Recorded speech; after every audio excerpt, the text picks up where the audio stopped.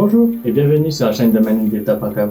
Aujourd'hui, je vais vous présenter un petit ASIC, le Goldshell KDBox 2. Sa puissance est de 5 TH pour miner du Kadena ou KDA en acronyme. Ce petit ASIC est idéal pour commencer à faire du mining. Il ne consomme pas beaucoup, à peine 400 watts et ne fait pas de bruit, ne chauffe pas beaucoup. Et en option de cet ASIC, il peut avoir une carte Wi-Fi à la place d'un câble RJ45 si vous n'avez pas encore tiré pour votre ferme de minage, tout un réseau Ethernet.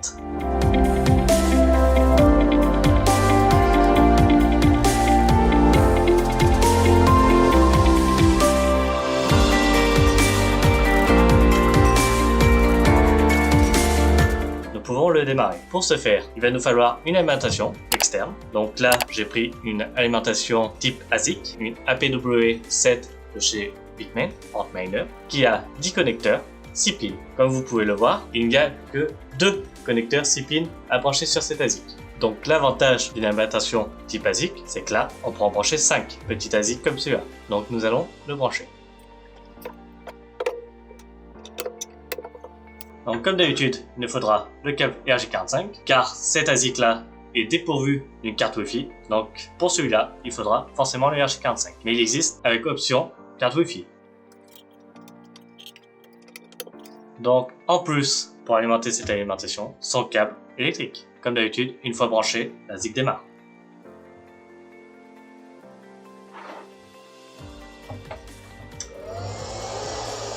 Donc comme vous pouvez le voir, cet ASIC ne fait pas beaucoup de bruit, à peine 35 décibels. Ce serait équivalent à un ordinateur gaming fixe. Donc il ne fait pas beaucoup de bruit, il chauffe un tout petit peu, mais pas comme un ASIC classique où il faudrait une ventilation externe pour faire évacuer la chaleur vers l'extérieur. Là, c'est un ordinateur gaming. Encore une fois, il chauffe identique. Le bruit que vous entendez, ce n'est pas l'ASIC, mais l'alimentation qui fait plus de bruit que l'ASIC en lui-même. Après, j'ai utilisé une alimentation type ASIC. Vous aurez pu très bien utiliser une alimentation type ATX d'ordinateur fixe, qui fait encore moins de bruit. Ça marcherait pareil. Donc, nous allons aller sur l'interface pour configurer cet ASIC. À tout de suite. Donc, nous nous retrouvons sur l'interface du KDBox 2. Donc, première chose à faire est de débloquer l'interface. Donc, l'admin, on ne peut pas le toucher. Le password d'origine est 1, 2, 3, 4, 5, 6, 7, 8, 9.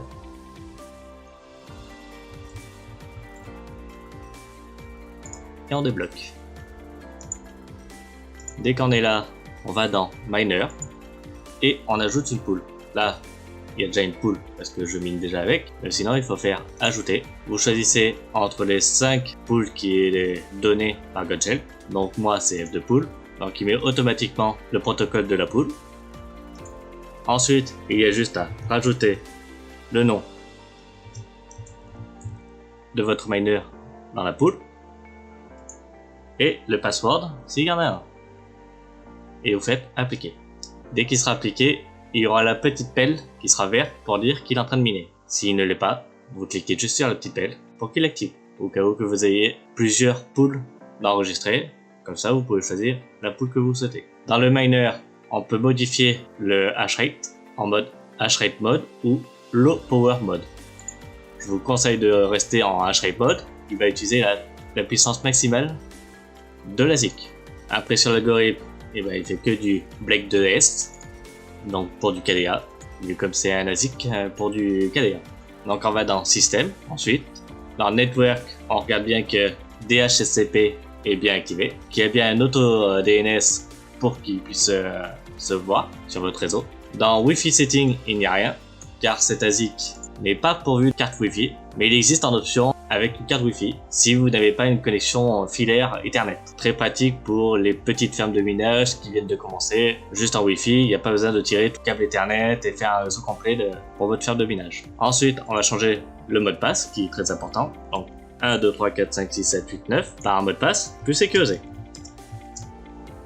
Et on fait changer. Ensuite, dans Update, c'est pour mettre à jour le firmware. Et Restart Factory. Donc nous allons sur Home. Nous pouvons voir la moyenne qui produit de 4,9 TH, qu'il a fait comme erreur de shade 0,05%, qu'il est bien en hashrate mode. La température de l'ASIC est de 78 degrés, ce qui est commun avec les petits ASIC des mini chez Goldshell. Il chauffe, mais pas autant que ça en fait.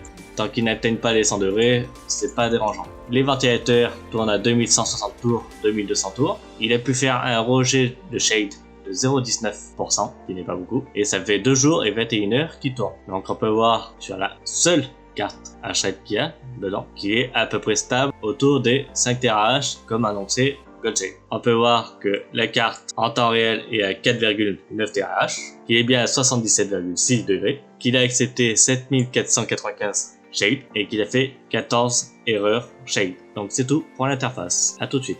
Nous revoilà. Maintenant, on a fini de configurer cet ASIC. Il ne vous reste plus qu'à le laisser tourner et à gagner du cadenas. Si vous souhaitez acheter cet ASIC, venez sur miningdelta.com. Nous serons ravis de vous vendre cet ASIC. Cet ASIC est vendu avec son alimentation sur notre site. Il est tout inclus directement. Donc à la prochaine.